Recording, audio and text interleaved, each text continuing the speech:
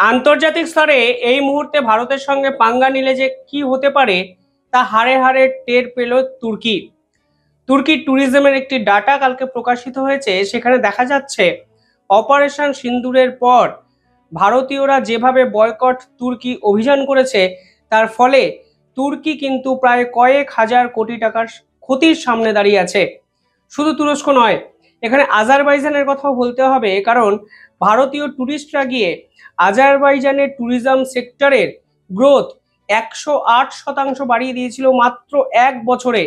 সেখানে আজকে যে তথ্য আমাদের সামনে এসছে সেখানে দেখা যাচ্ছে আজারবাইজানের ট্যুরিজম সেক্টর সম্পূর্ণভাবে শেষ হয়ে গেছে, কারণ ভারতীয়রা মে এপ্রিলের পর, মানে এই যে অপারেশন সিন্দুরের সময়ের পর ম্যাসিভ বুকিং ক্যান্সেল করেছে এবং তারা তুরস্ক এবং আজারবাইজান ছেড়ে গ্রিসের মতো দেশে কিন্তু যেতে শুরু করেছে।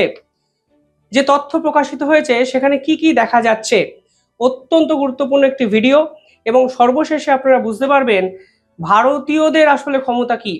ভারত সরকার যেভাবে ডিপ্লোম্যাসি মেনটেন করছে সেটা আলাদা ইস্যু, যেভাবে আন্তর্জাতিক স্তরে লড়াই করছে সেটা অন্য প্রসঙ্গ, কিন্তু ভারতীয়দের সমবেত শক্তি আজকে আন্তর্জাতিক স্তর বুঝতে পারছে যখন এই ডাটা আন্তর্জাতিক স্তরের সামনে প্রকাশিত হয়েছে।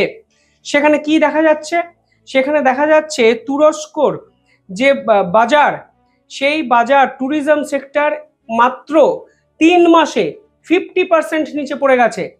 মানে অপারেশন সিন্দুর হয়েছিল এপ্রিল মে, ওই সময় তুরস্ক এবং আজারবাইজান প্রকাশ্যে পাকিস্তানের সঙ্গে জোট সঙ্গী হিসাবে পাকিস্তানকে ট্রিট করেছিল, অর্থাৎ তারা ভারত বিরোধী একটা অবস্থান সুস্পষ্ট করেছিল।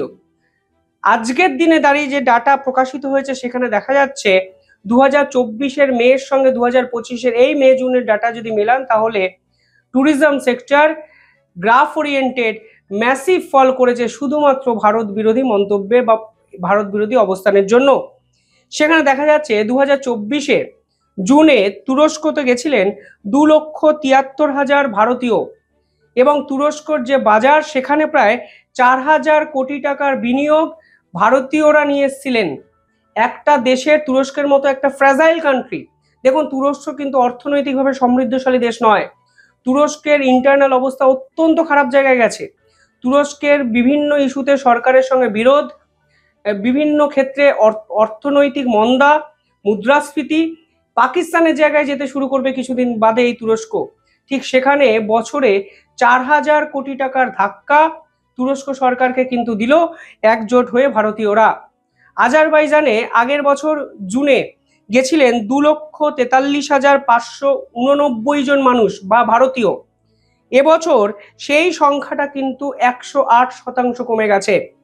2023-এ কিন্তু এই সংখ্যাটা ছিল 1,17,302, সেখান থেকে 2022-এ হয়েছিল 2,43,579, অর্থাৎ এই সংখ্যাটি 108% বেড়েছিল, যা 2025-এ এসে সম্পূর্ণ শেষ হয়ে গেছে, এবং প্রায় 9,000-10,000 মানুষ হয়তো জুন মাসে আজারবাইজানে গেছে যারা বুকিং ক্যান্সেল করতে পারেননি। অর্থাৎ 1 লক্ষ থেকে 9,000-এ নামা একটা দেশের অর্থনীতি ঠিক কত জোরে ধাক্কা খেতে পারে তার আভাসটা হয়তো আপনারা পাচ্ছেন। আজকে গ্লোবাল রিপোর্টে এটা বেরিয়ে গেছে, ফলে আমার আর নতুন করে বলার কিছু নেই।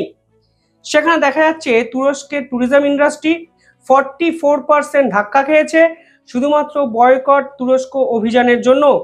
সংখ্যাটা যদি দেখেন দেখাচ্ছে 770 কোটি টাকার লস, প্রায় 321 মিলিয়নের কাছাকাছি শুধুমাত্র ভারতীয়দের জন্য তুরস্কের ট্যুরিজম সেক্টর একদম খেয়েছে, এবং আজারবাইজানের ট্যুরিজম সেক্টর 317 মিলিয়ন লসের কাছাকাছি কিন্তু দাঁড়িয়ে আছে শুধুমাত্র ভারতীয়রা আজারবাইজানে যায়নি বলে। যদি আপনারা দেখেন এবছর জুনে আজারবাইজানে গেছিলেন মাত্র 9,934 জন ভারতীয়, কিন্তু লাস্ট ইয়ারে জুনে এই সংখ্যাটা ছিল 28,315, অর্থাৎ 3 গুণ কমে গেছে, 3 মাসে 3 গুণ কমে গেছে। এর জন্য দায়ী কে? প্রশ্ন কিন্তু আজকে তুরস্ক এবং আজারবাইজানের মিডিয়াও করতে শুরু করেছে। পাশাপাশি এখন যে তথ্য আমাদের সামনে আসছে সেখানে বলা হয়েছে ভারত সরকার অফিসিয়ালি বয়কট তুরস্ক এবং বয়কট আজারবাইজান বলেনি, কিন্তু ভারত কিন্তু আজারবাইজান এবং তুরস্কের সঙ্গে ডিপ্লোম্যাটিক ওয়েতে যা বোঝানোর বুঝিয়ে দিয়েছে এবং সম্পর্ককে জোরদার করার চেষ্টাই করেনি। অপারেশন সিন্দুরের পর পাকিস্তানের প্রধানমন্ত্রীও কিন্তু তুরস্কতে গেছিলেন এবং তারা একত্রে এক শক্তিশালী জোট তৈরি করার কথা ভেবেছেন, তুরস্ক, আজারবাইজান এবং পাকিস্তান মিলে। পরবর্তীকালে আমরা আবার খবরে দেখলাম, বিভিন্ন জায়গায় প্রকাশিত হলো যে এই তুরস্ক আবার বাংলাদেশে তার পায়ের ছাপটি ফেলেছে, অর্থাৎ বাংলাদেশের সঙ্গে তুরস্কের অস্ত্র চুক্তি হচ্ছে। এবার তুরস্কের প্ল্যান অফ অ্যাকশনটা দেখুন, তারা কাদের বিপক্ষে কাজ করছে আপনারা সহজেই বুঝতে পারবেন। এই তুরস্ককে ভারত যখন ওদের দেশে ভূমিকম্প হয়েছিল তখন সাহায্য করেছিল, আর এখন শুধুমাত্র ধর্মীয় কারণে, পরিষ্কার ধর্মীয় কারণে পাকিস্তানের সঙ্গে জোট বেঁধেছে এবং আজারবাইজানকে নিয়ে বাংলাদেশের সঙ্গে জোট বেঁধেছে। বাংলাদেশের সঙ্গে তুরস্ক জোট বেঁধে তুরস্ক পাবেটা কি? তুরস্ক তো একটা ন্যাটো কান্ট্রি, তুরস্ক রাশিয়ার থেকে সব থেকে বেশি তেল কেনে, মানে তেল শুধু নয়, এলএনজি বলুন, ন্যাচারাল গ্যাস বলুন, সমস্ত কিছু সামারাইজড যদি করেন দেখবেন রাশিয়ার অন্যতম বায়ার, সেটা ডোনাল্ড ট্রাম্প চোখে দেখতে পান না। এবার বাংলাদেশের সঙ্গে জোট বেঁধে তুরস্ক পাবেটা কি? কি পাবে জানেন? শুধুমাত্র অস্ত্র বিক্রি করতে পারবে। এই বাংলাদেশের মোহাম্মদ ইউনূস সরকারের অত্যন্ত ঘনিষ্ঠ দুই নেতায় বলাই ভালো, সেনা প্রধান বা সেনা বাহিনী সদস্য বলা ঠিক নয়, আগস্ট মাসে তুরস্কে কিন্তু গিয়ে মিটিং করেছেন এবং তুরস্কের সঙ্গে একাধিক অস্ত্র তারা আনার জন্য উঠে পড়ে লাফাতে শুরু করেছেন। এবার কিছুদিন আগে যেটা নিয়ে বাংলাদেশের যে ঘটনা নিয়ে আমাদের ভারতের পার্লামেন্টে অব্দি আলোচনা হয়েছে, স্বয়ং ডক্টর জয়শঙ্কর কমেন্ট করেছেন যে এই তুরস্ক এখন কি করছে, তুরস্ক বাংলাদেশের জামাতকে ফান্ডিং করতে শুরু করে দিয়েছে। শুধু তাই নয়, কিছুদিন আগে ঢাকা বিশ্ববিদ্যালয়ে একটি পোস্টার ছিল, দেখা গেছিল সেখানে বৃহত্তর বাংলা গড়ার একটা ছক ছিল, সেখানে তারা ভারতের কিছু অংশকে নিয়ে তারা ম্যাপ প্রকাশ করে দিয়েছিল, যা পরিষ্কারভাবে ভারত বিরোধী ষড়যন্ত্রকে অনুঘটকের মতো এগিয়ে নিয়ে যায় এবং এর পিছনে যে তুরস্ক আছে তা স্পষ্ট বোঝা গেছে। জামাতের মতো দলকে তারা ফান্ডিং করেছে, জামাতের যে নতুন অফিস ঢাকাতে খোলা হয়েছে তার পিছনেও কিন্তু তুরস্কের অর্থ জড়িয়ে আছে। আজারবাইজান কি করেছে? তুরস্কের সঙ্গে চলে শুধুমাত্র পাকিস্তানকে সমর্থন করে গেছে অপারেশন সিন্দুরের পর্বে। তারা একটি ম্যাপ প্রকাশ করেছিল যেখানে কাশ্মীরকে পাকিস্তানের অংশ হিসাবে দেখিয়েছিল, আর আজকে দেখুন দুই দেশের এমন এক অবস্থা যে পাকিস্তানকে বাবা বানিয়েও তারা তাদের দেশের অর্থনীতিকে দাঁড় করাতে পারছে না।